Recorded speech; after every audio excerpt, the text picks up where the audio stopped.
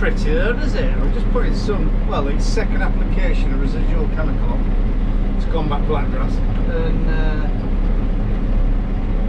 then some insecticide. And it's very stripy, but the seed's still there.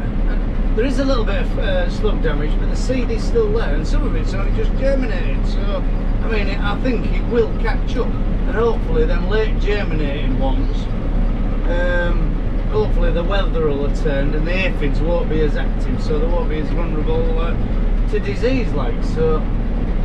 But yeah, I'm not worried about it, but because we have put some slug pellets on, but I mean, there's loads of just sending a tiny little shoot up.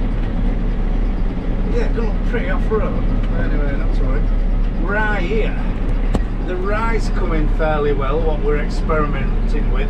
And we know it's not rye land. It's very, very heavy land. So, well, heaviest field on farm. But it is growing. Whether it'll make a crop or what it'll do in spring, we don't know. It ain't cost a lot to put in. We have treated it with a pre-em herbicide though. So it is costing a little bit, but we're just playing a bit, really.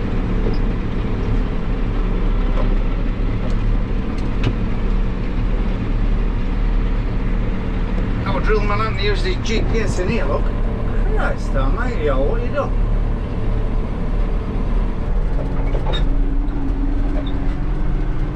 Phil's put mucky in the wrong spot. So, no, you just can't get bloody stuck, can you? Oh, no oil for this seat. Sorry about that, people keep complaining, but I will put some grease or oil on it. You might be able to see Phil from here.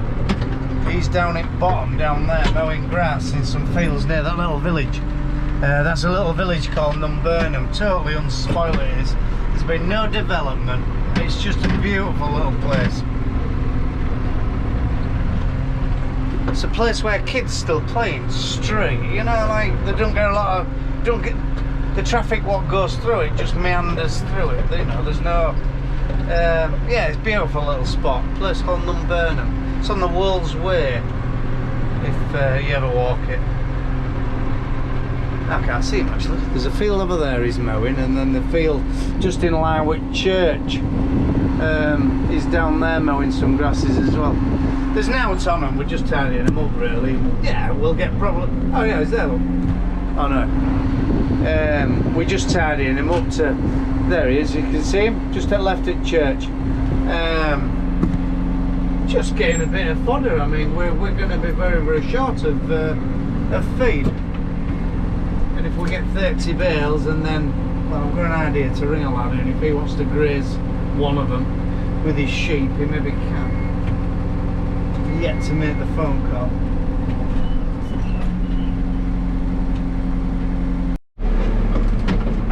This is the field where we direct drilled with that clade and the beans. They never did me good, but they never really got a chance. I think if it had been a normal season and not as dry, they'd have been really good. But wheat's just struggling. It's on my job list to bring quad up and slug pellet and just put a few slug pellets on these heavier patches, because yes, I'm going to investigate. I hope it's like the rape field. It's just laying dormant, waiting for a good rain to send it on its way, like. But yeah, they just want a few slug pellets on. It actually looks better from this end of the field. Yeah, I don't think there's out to worry about. It's just them darker patches want a bit of slug pellets on. You know, just in case there is a problem for what it costs. But no, it's coming well actually.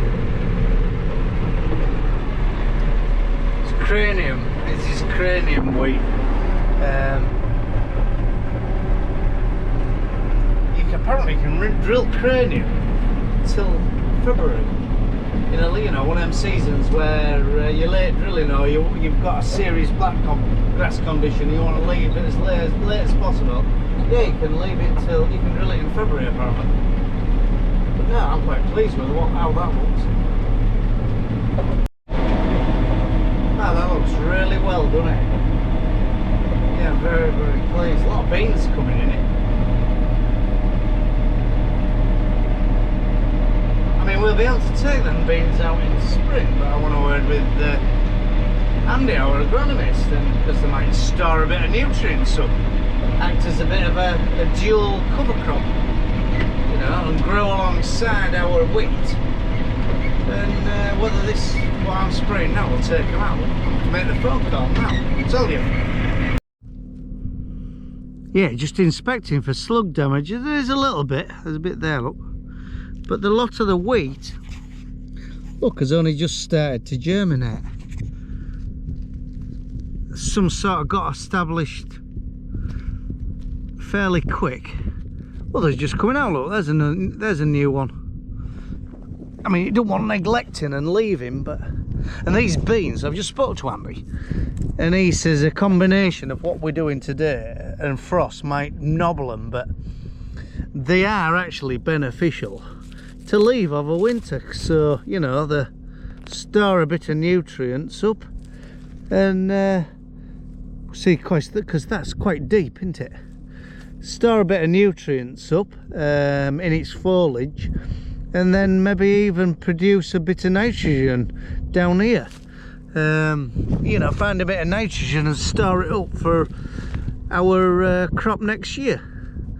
God, there's loads of beans coming. But yeah, loads of tiny shoots like that, so there's nothing to worry about. It's a bit thin, and I think we are going to put a few pellets on. But yeah, no, it's okay, it's okay.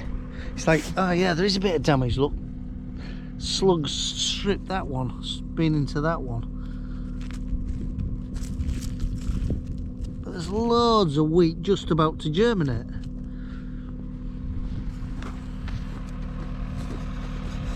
But it's very dry, bloody hell, it's usually at this time of year you're paddling on this stuff and your boots are twice as big as they should be. But today it's as dry as snuff.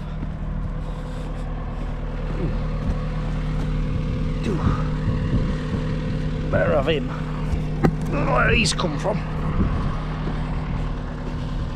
There's loads of stones up here, and we do gather them from time to time, because last thing you want is a stone between two rotors on a machine or up combine front. So yeah, just take them home. Had to nick his rockery. Right, back for another tank load. Yeah, sometimes I wonder what our agronomist thinks of us, thinks of me really, because we do ask some stupid questions.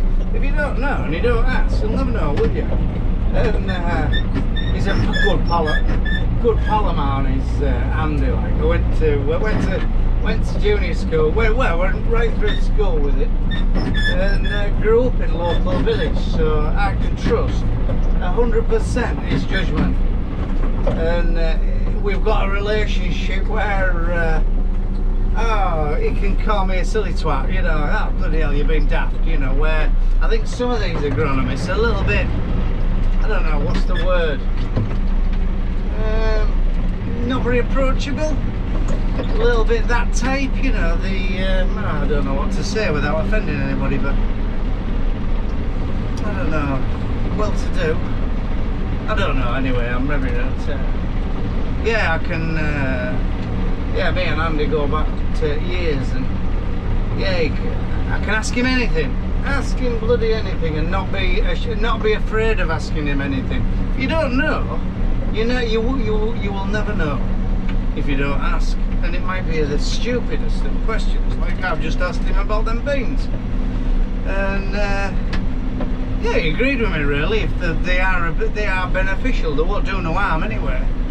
And yeah, but sometimes I can imagine the questions I asked him, he will shake his head. But I think some agronomists are approachable. People just do exactly what they say and never question it, and never wonder why we're doing it. You need to know everything